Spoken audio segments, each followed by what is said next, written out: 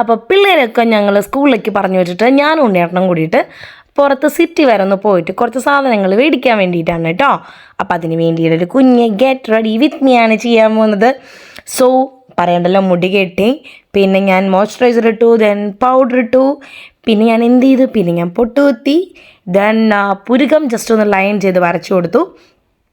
നമ്മുടെ പുരുകം വരച്ചാൽ തന്നെ നമ്മുടെ ഫേസ് ഭയങ്കരമായിട്ട് ഇങ്ങനെ ഇങ്ങനെ ഇങ്ങനെ ഓ അങ്ങനെ നോക്കാനുള്ളൊരു തോന്നൽ വരും നമുക്ക്.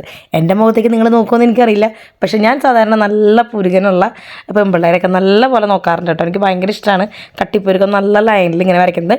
പിന്നെ one of my favourite lipstick ഞാൻ ഇട്ടു. പിന്നെ ഞാൻ കണ്ണിങ്ങനെ സാധാരണ കുറേയായിട്ട് ഞാൻ കണ്ണ് എഴുതാറില്ല. അപ്പോൾ ഉണ്ണിയേട്ടനൊരു ആഗ്രഹം ഞാൻ കണ്ണ് എഴുതി കാണാനായിട്ട്. അപ്പോൾ പണ്ടൊക്കെ ഞാൻ മറ്റേ വാലിന്മേൽ തൂവിൽ അങ്ങനത്തെ സാധനങ്ങളൊക്കെ ഇഷ്ടം പോലെ ഇട്ടിട്ട് പോകാറുണ്ട്. ഇപ്പോൾ എനിക്ക് സത്യത്തിൽ നാണമാണ് കുഞ്ഞുങ്ങളെ. അപ്പോൾ ഞാൻ ജസ്റ്റ് എന്നാലും കണ്ണെഴുതി. പിന്നെ എൻ്റെ ഫേവറേറ്റ് ബത്തൻ പൊടിയുണ്ട്, ലോഷൻ എടുത്ത് ഞാൻ തേച്ച്. ഇത് മാത്രം മതി, പെർഫ്യൂം ഒന്നും വേണ്ട കേട്ടോ. ഈ ഒരു സാധനം മാത്രം തേച്ച് വേറെ എവിടെയെങ്കിലും പോയാൽ സൂപ്പറാണ്. പിന്നെ നമുക്ക് വൈകുന്നേരം തിരിച്ചു വരാൻ വരെ സൂപ്പറാണ്. ഉണ്ണിയേട്ടൻ ഇങ്ങോട്ട് വാ. ഉണ്ണിയേട്ടൻ ഉണ്ട് മക്കളൊന്ന് വിളിക്കാൻ പാടുമോ?